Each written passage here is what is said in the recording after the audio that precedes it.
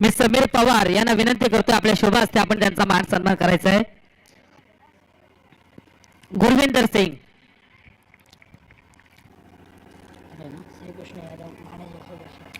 तदनंतर Sudarshan company manager Shri देखील या ठिकाणी मान सन्मान केला जात आहे. त्यांना देखील या स्पर्धेची आठवण भेट म्हणून एक कोलाड ग्रामीण क्रिकेट असोसिएशन आमचे सन्माननीय संस्थापक दिनेश शेठ पाशीलकर यांचं या ठिकाणी